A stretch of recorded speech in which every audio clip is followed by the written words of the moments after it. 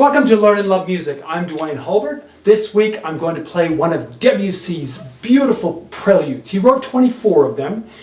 This one is called The Sunken Cathedral, and it has a really interesting story to it. So I'd like to share some of the elements of the piece, the music in it, and also relate the stories to the music on the page. Before we begin, we want to encourage all of you to subscribe to our channel, Learn and Love Music. We want to see you back again. So let's get started with this wonderful piece by Claude Debussy, The Sunken Cathedral. I'm going to give you 7 effects that Debussy uses in this wonderful piece. Effect number 1. The cathedral starts out underwater. Debussy writes in the music, profoundly calm, but submerged in the water. And these chords are fabulous. They are open fifths and open fourths, no sharps or no flats, and it has a very eerie kind of sound. And these notes are starting to rise up out of the water. Listen to this.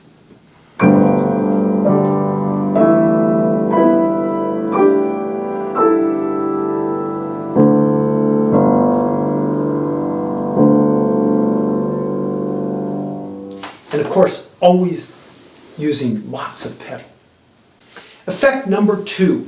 The cathedral begins to emerge from the water. But Debussy changes the key.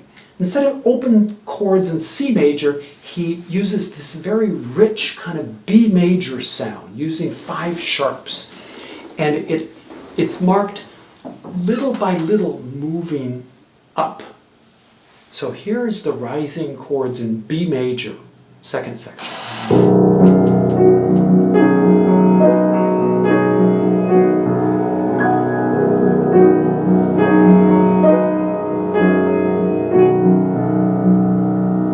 You almost can see the waves lapping up and down as the cathedral begins to rise. Effect number 3. Finally, the cathedral reaches the top of the waves. And here you'll hear the sound of the tolling bells of the church. This time the notes are going downward in a very triumphant way. You'll also notice that the notes that follow are even more rich as he uses the lower range of the piano to demonstrate these bells. Here's what it sounds like.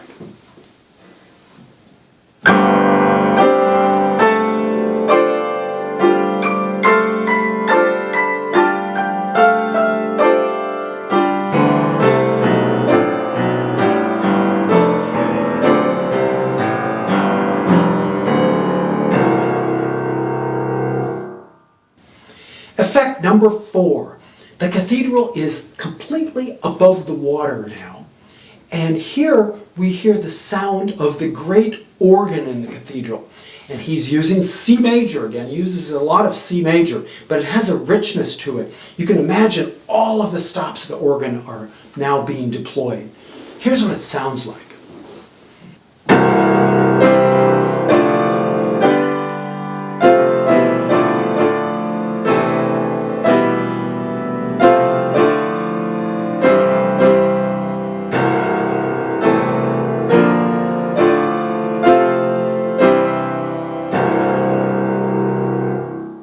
Effect number 5.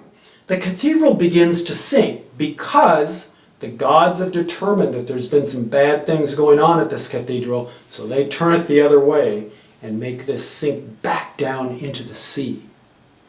This sound is very eerie, and he goes back to 5 sharps.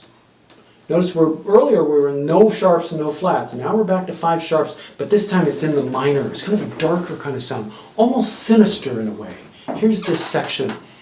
It says a little more slowly with an expression that marches grandly, but it's kind of marching downward.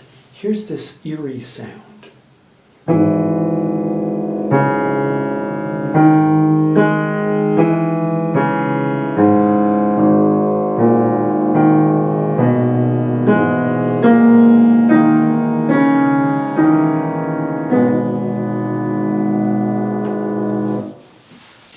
And number 6, this is the organ theme once again, but this time it's underwater. So you'll hear the same music you heard before, but now he adds a sinister kind of rolling. He writes your flottant au sort, means floating under the water. And it sounds like this, with the accompaniment and the organ theme, this time pianissimo, really quiet.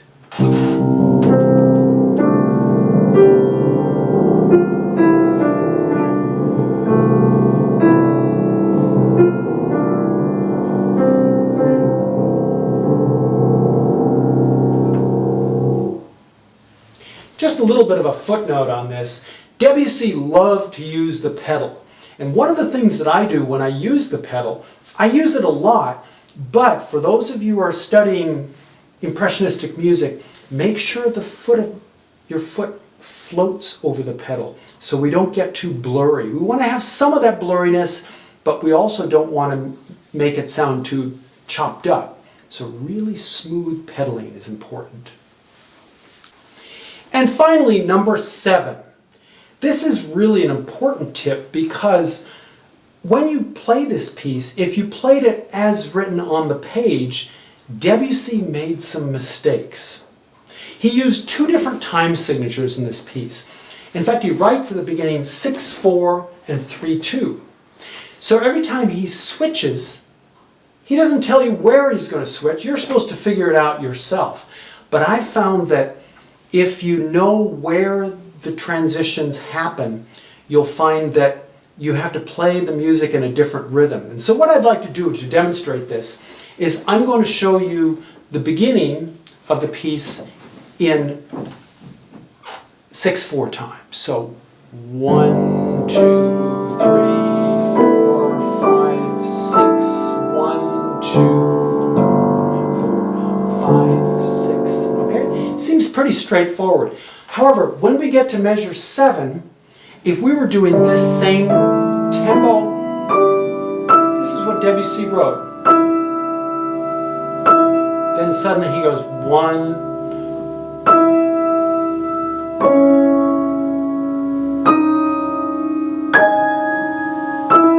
really slow.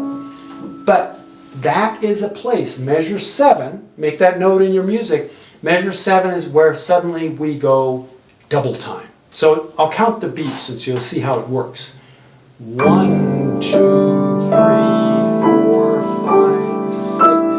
1, 2, 3, 4, 5, 6.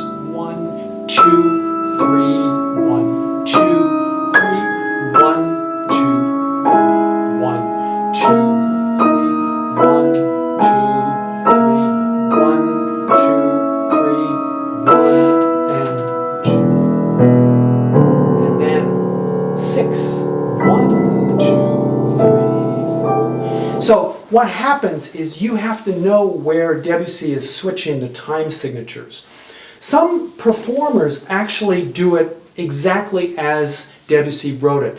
But what happens as a result is when they get to the half notes, when they get to 3/2 time, they're playing way, way too slow. So the piece is divided up in that way, and I will, up on the screen, I'll write down where those measures are and where you need to make that adjustment. Very important to count in a big 3 in 3/2 and count in a small 6/4 when you have that 6 beats to the bar. And how do I know that that's how Debussy wanted it to be played? Debussy recorded this piece in around 1912 on a wax label. It was very primitive, but it's wonderful to see how he floats from section to section without any pause. He did it not the way he wrote it on the page, but the way he heard it. Sometimes musicians decide that they want to kind of follow exactly what's on the page, but I would go with the recording. So that's just a little tour through this wonderful piece by Claude Debussy. Thanks for watching, and I hope you see you next time on Learn and Love Music.